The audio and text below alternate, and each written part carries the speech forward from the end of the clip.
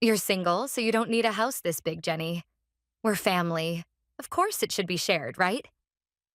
My mother Diane's voice spilled casually from my smartphone speaker, as lighthearted as if she were discussing tomorrow's dinner plans. She knew perfectly well that it was the day I was moving into my new home, yet she said it so matter-of-factly over the phone.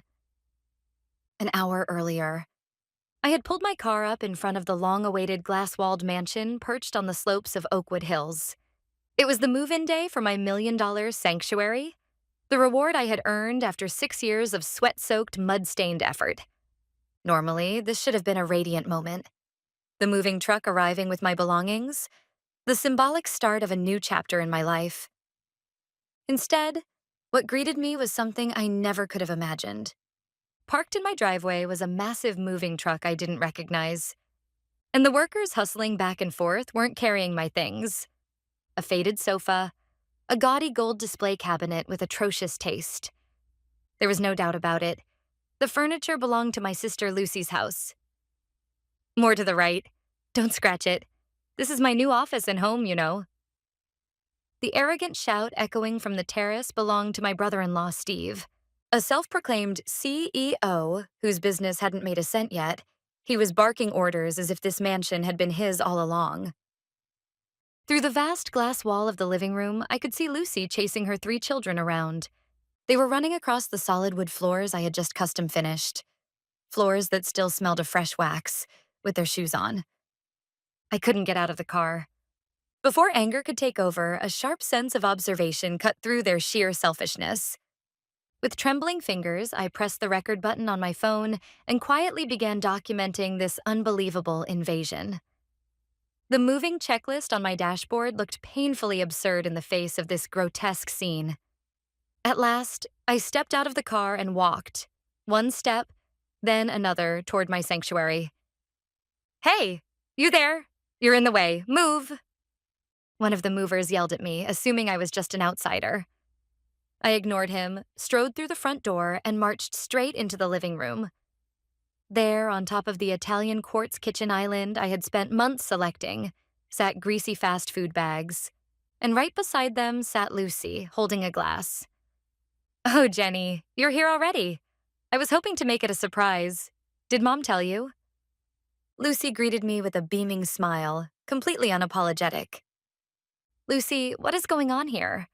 Why is your furniture being moved into my house? Why are your kids running around inside my home? My voice came out lower than I expected, even to myself. What do you mean, what's going on? Didn't Mom explain? You weren't seriously planning to live alone in a house this big, were you? That would be such a waste. We've been struggling because our current place doesn't have enough bedrooms for the kids.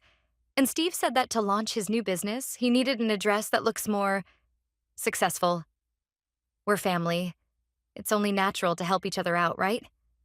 Her tone made it sound as if they were doing me a favor by using my house. Behind her, Lucy's children pressed their mud-covered hands against the custom glass wall I had just installed. I never agreed to anything like this. Take all the furniture outside immediately. Tell the movers to stop. When I said this firmly, Steve, who had been on the terrace, walked into the room with a scowl. Hey, Jenny. Don't get so worked up. We're family, aren't we? Sure, you might be paying the mortgage, but it's our job to make good use of this amazing environment. If I invite my clients here, my business will take off in no time. And when it does, I'll even pay you some maintenance fees. Maintenance fees? I was speechless. The $1 million I had earned by working without sleep, being yelled at by male workers on construction sites, and clawing my way up 1 cent at a time. To them, it was nothing more than a prop for their business. They didn't see me as a person at all. I was just a convenient wallet, a provider of empty rooms. Steve didn't seem to realize how shameless his words were. If anything, he looked smug, as though he were generously offering me a benefit. As I stood frozen in the center of the living room, movers passed by carrying a massive refrigerator. It was an old, battered model from Lucy's house. Watching it come dangerously close to scraping my custom kitchen cabinets, I finally broke my silence. Lucy, Steve, how did you even get into this house in the first place? I locked the front door myself last night, right after I received the keys from the realtor. At my question, Lucy stopped giving instructions to the movers and smiled, a triumphant smile tinged with unmistakable contempt. She pulled a single key from her pocket, dangling from a familiar keychain, and deliberately waved it in front of my eyes. This key? I got it from Mom. She said, Jenny is so busy with work that she probably won't have time to prepare for the move. So you, her family, should go in first and get the house ready for living. It felt like I'd been struck in the head with a blunt object. That key was the one I had reluctantly handed over to my mother a few weeks earlier, after she had persistently begged for it. So I can help clean when you're not home and water your plants, she had said, practically forcing me to give her a spare key. I never imagined she would hand it straight to my sister and her husband, and use it to let them occupy my house before me, on the very day I was supposed to move in. With shaking hands, I pulled out my phone and called my mother immediately. The call didn't even ring twice before she picked up, her cheerful voice filling the speaker. Oh, Jenny, have you arrived at your new place already? Lucy and her family should be there helping you out. Surprised? Surprised? Why did you give Lucy the key to my house? They're moving their furniture in without my permission. Make them stop right now. At what was almost a scream of protest, my mother's tone instantly shifted into that of a parent lecturing a stubborn child. Jenny, calm down. You really only think about yourself, don't you? You don't need a house that big. Just maintaining it will be a burden. Lucy has 3 children, and Steve's new business needs a respectable address to attract investors. This is a chance for the whole family. It's incredibly selfish of you to monopolize that house all by yourself. Business? Have you forgotten how many times Lucy and Steve have failed before? And how much of your retirement savings they burned through? The crypto crash. That fancy restaurant that went bankrupt. Every single time you asked me to pitch in too, didn't you? When I said that, Steve, who had been listening nearby, turned bright red. He pointed a finger at me and cut in aggressively. Hey, don't drag up the past. That was just the market behaving unpredictably. It had nothing to do with my abilities. This time is different. My AI consulting business is already catching the attention of Silicon Valley investors. I can't meet them using some rundown rental apartment address. I need the Oakwood Hills brand. Lucy stepped forward as well, as if to back him up. That's right, Jenny. Sharing this house is your natural duty as a family member. More than half the truck is already unloaded, and we've started the kids' school transfer paperwork. What are you talking about? This is my house. I paid for it. No, Jenny. Even the money you earned ultimately comes from the fact that we raised you and paid for your education. That means your assets are the family's assets too. Lucy and Steve are already preparing to give up their current house. The facts are already in place. With that, my mother hung up on me, unilaterally. In the suddenly silent living room, I watched as Lucy and Steve casually began discussing room layouts, as if everything were settled. They had planned for my resistance from the start. By moving their belongings in before I arrived and creating a situation that was too far along to undo, they were convinced I would eventually give in. This was the final form of the exploitation they had subjected me to for years, unfolding right in front of my eyes. My job as a landscape architect is not the elegant profession people imagine, planting pretty flowers in neat beds. My battlefield has always been construction sites, mud, dust, and towering heavy machinery. In male-dominated environments, every time I completed a difficult project, my hands grew rougher, the dirt beneath my nails permanently ingrained.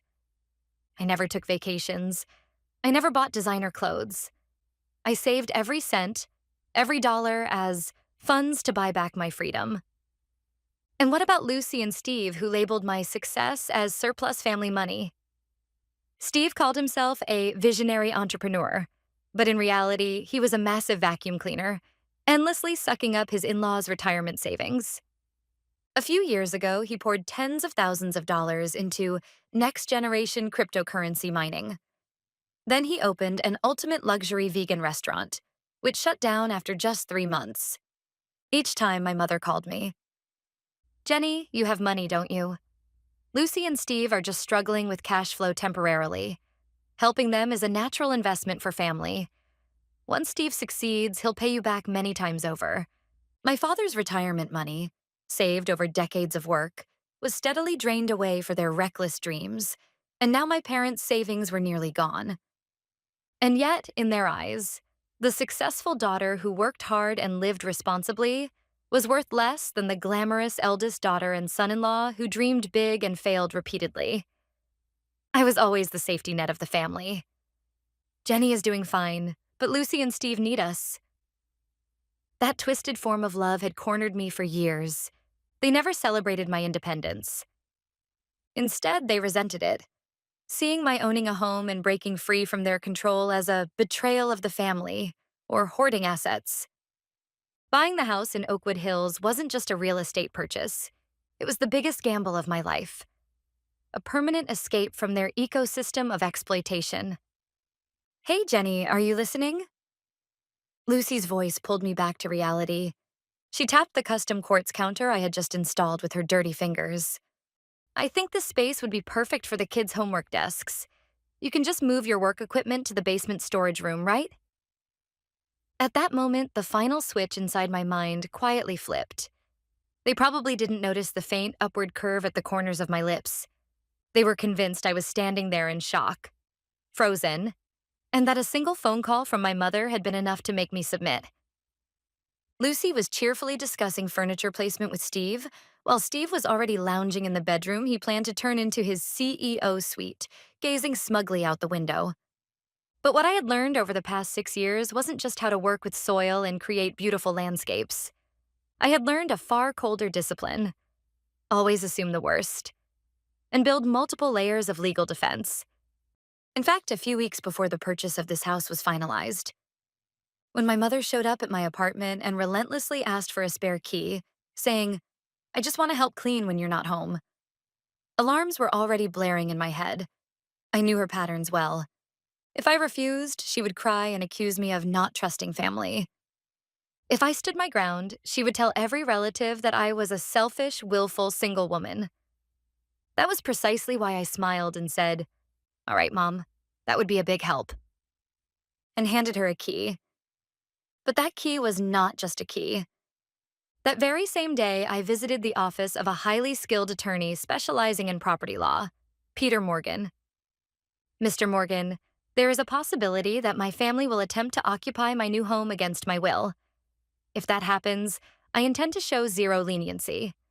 Please prepare a formal trespass warning and immediate eviction order in advance." I provided copies of the deed bearing only my name, bank statements proving the property had been paid for entirely with my own funds, and a signed affidavit clearly stating that no one else was permitted to enter the property under any circumstances. At that moment, that heavy envelope was sitting inside the bag slung over my shoulder. "Hey, Jenny, are you listening? Steve says we should order catering tonight. We need to throw a little housewarming party, right? You'll cover the bill, of course. It's a move-in celebration." Lucy peered into my face, already counting on me to foot the bill. The moment I saw that expression, my internal waiting period ended. I didn't answer her. I calmly took out my smartphone. Then I tapped another number saved on the speed dial. Not a catering company, not my mother, the police station, and the direct line of Attorney Morgan, who had already been briefed on the situation. "Yes, it's me. Yes, a structural violation has been identified. Please proceed immediately." As soon as I said that, Steve turned toward me with a puzzled look. "Hey, who are you talking to? A violation? Is there something wrong with this house?" "Oh, yes. A very big problem, Steve. Lucy." I reached into my bag and pulled out a pristine white envelope. The moment Lucy saw the logo printed on the front, Morgan Law Offices, the color drained from her face. "There is a rule in this house. Nothing is allowed to exist here without my permission. Not even a piece of trash. You crossed that boundary." In the distance, sirens began to wail, slicing through the quiet of the upscale neighborhood. Red lights reflected against the glass walls, drawing closer through the falling dusk. "What is this? What's going on?" Steve rushed to the window and froze. His fantasy of a successful man's mansion shattered instantly as three uniformed police officers stepped onto the lawn. A loud knock echoed through the house. Police, we received a report. Is anyone inside? Before I could open the door, Lucy rushed forward. She forced a desperate smile onto her face and greeted the officers like a wronged citizen. Oh, officers, thank goodness you're here. There's been a suspicious person lurking around the house. Well, this is actually my sister. She's a bit mentally unstable and is trying to interfere with our move. It's all under control. We'll calm her down. She pointed at me and put on a pitiful little performance. The officers scanned the living room. The piles of old furniture, the confused movers, and finally, me, standing silently. I'm the homeowner, Steve Watson, a newly relocated CEO in this area. I apologize for my sister-in-law causing trouble. Steve stepped forward boldly and even tried to offer a handshake. The officer ignored his hand completely and locked eyes with me. Are you the one who made the call? Yes. I stepped forward. From the envelope, I laid 3 documents onto the table. Quietly, deliberately, with undeniable finality. My name is Jenny Ford. I am the sole legal owner of this property. These are notarized copies of the deed, proof that the house was purchased entirely with my personal funds. And this... I held up the 3rd document. A formal notice of trespass and demand for immediate removal, signed by Attorney Morgan. Today, individuals who were explicitly denied permission to enter this address took advantage of my absence, unlawfully entered the property, and moved their personal belongings inside. I demanded that they leave immediately, but they refused. Therefore, I am formally requesting police-enforced removal. The officer took the documents and began reading them carefully, page by page. For several long minutes, the living room fell into complete silence. I could see the color draining rapidly from Lucy's and Steve's faces. According to this deed, the sole owner of this property is Jenny Ford. The officer looked up and turned a cold, piercing gaze on Lucy and Steve. Your names do not appear anywhere. This is not your house. That can't be right. We got the key from our mother. We have a legitimate reason, Lucy screamed. The officer's voice dropped even lower, sharper than before. Possession of a key does not establish ownership. Once the legal owner tells you to leave, remaining on the premises constitutes trespassing. Stop the movers immediately and return all belongings to the truck. If you refuse, you will be arrested on the spot. Arrested? Steve whispered, his voice trembling. In that instant, his pride as a so-called CEO shattered completely against the immovable wall of the law. I watched their despair with icy calm. Move the items back to the truck now. Fail to comply, and you will be escorted to the station. The words cut sharply through the cold air of the living room. The hired movers, fully intimidated by the presence of the police, wasted no time. Clearly eager to avoid being dragged into trouble, they immediately began loading the furniture, items they had just carried in, back onto the truck. Wait, we're not done yet, stop. Lucy shrieked, half hysterical, trying to block them. The officer stepped between her and the workers. Ma'am, step back. They're making the correct decision. You should gather your personal belongings and exit the property as well. Immediately. That was when it happened. At the entrance to the driveway, a car screeched to a sudden stop. My mother jumped out and ran toward the house at full speed. Jenny, what do you think you're doing? She shouted as she burst inside. I came to check on the move and nearly had a heart attack when I saw police cars outside. Call them off right now. Aren't you ashamed dragging a family matter into public like this? She glared at me and tried to snatch the copies of the deed from my hands, but the officer stopped her. Mom, the one behaving shamefully here isn't me. It's you. My voice remained calm. This is my house. My sanctuary. The one I paid for. You're the one who handed out the key without permission and let people break in like thieves. You created the need to call the police by ignoring my warnings and trying to force a fait accompli. Thieves? How dare you speak to your own mother like that? She then turned to the officers. Plastering on the refined smile she had perfected over decades, she tried to take control with practiced charm. Officers, I'm terribly sorry. My daughter is under a lot of stress from work and isn't thinking clearly. This house was planned for our family's future. She purchased it on our behalf, but in reality, it belongs to all of us. I'm the one who holds the key legitimately. The officer didn't so much as twitch an eyebrow. Ma'am, these documents list only one owner, Jenny Ford. And the owner herself has explicitly stated that she does not permit entry. No matter who you gave the key to, or why, that does not override legal ownership. All furniture currently inside this property constitutes evidence of unlawful occupation. Remove it immediately. That's impossible. You're lying. Jenny, call your father. He won't allow this. My mother's voice cracked into a shrill scream, echoing through the open windows and across the quiet luxury neighborhood. I could see neighbors peering through curtains, watching from their immaculate homes. Officer, please, just wait a little longer. Taking everything out like this is humiliating. The neighbors are all watching. Lucy yelled, her face burning red. The officer pointed calmly at his watch. If you're concerned about time, you'd better start helping yourselves. If everything isn't cleared out within 15 minutes, you will be taken in for trespassing. This is not a threat. At that final ultimatum, Steve finally broke. My reputation. Groaning under his breath, he grabbed the gaudy, overpriced chair he'd forced into the house and hurried it back to the truck like a man trying to escape. This was the structural collapse I had intended. For years, within the closed system called family, they had treated me as a convenient wallet, justifying their selfishness with the phrase family bonds. Now, that filthy power dynamic was being exposed in broad daylight, under the authority of the police and the cold, judging eyes of the neighborhood. Lucy noticed the nearby wives watching from their windows and hurriedly hid her face, shoving her children's scattered toys into trash bags. The pride of the woman who had declared only hours earlier that this house belongs to the family was completely gone. Jenny, you're truly frightening.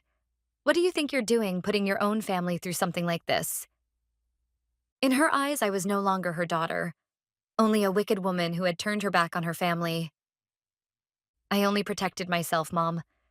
From today on, I can finally live in peace. There will be no more uninvited guests in my life. No more parasites trying to steal the fruits of my labor. Parasites? I loved you and raised you. The love you talk about always came with a price. You funneled the money I earned into covering Steve's failures. You took my time to raise Lucy's children. You tried to use my home to satisfy their vanity. That isn't love. It's exploitation.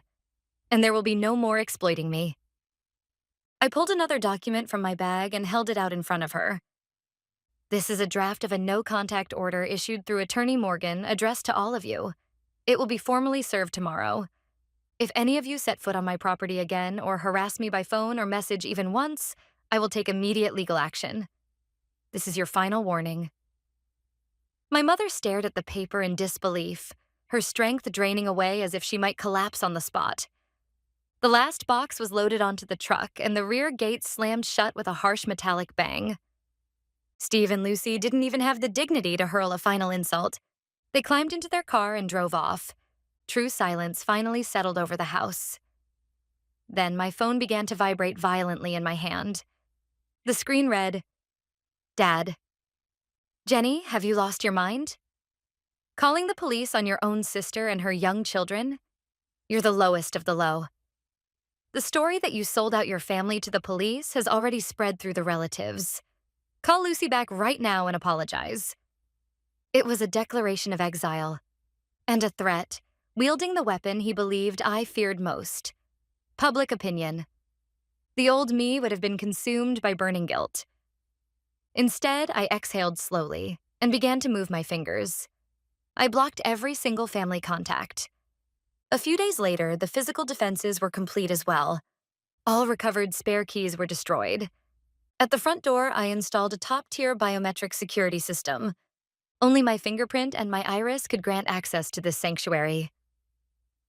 Through Attorney Morgan, I formally served every family member with a legally binding no-contact order. If any of them set foot on my property again, they would be arrested on the spot. No loopholes, no escape. Months passed. Through relatives, I heard how things had turned out. Lucy and Steve, the couple who had tried to force their way into my home by creating a fait accompli, were being crammed into a rundown, cheap apartment on the outskirts of town. Steve's next generation business collapsed completely after word spread among investors that he had caused a police incident in an upscale neighborhood. My parents, too, reaped what they had sown. After years of sacrificing one daughter for the sake of others, they were isolated in their community, whispered about as parents who had been disgraced by the very daughter they exploited. As for me, I now live in my $1 million sanctuary with my beloved dog, Max. The foundation of my life will never shake again. I no longer need to carve pieces out of myself to meet other people's expectations. I no longer need to sacrifice my resources to repair a broken family. A massive glass wall stretched from the floor to the ceiling. Every inch of this clear, open view is proof of the freedom I claimed with my own hands.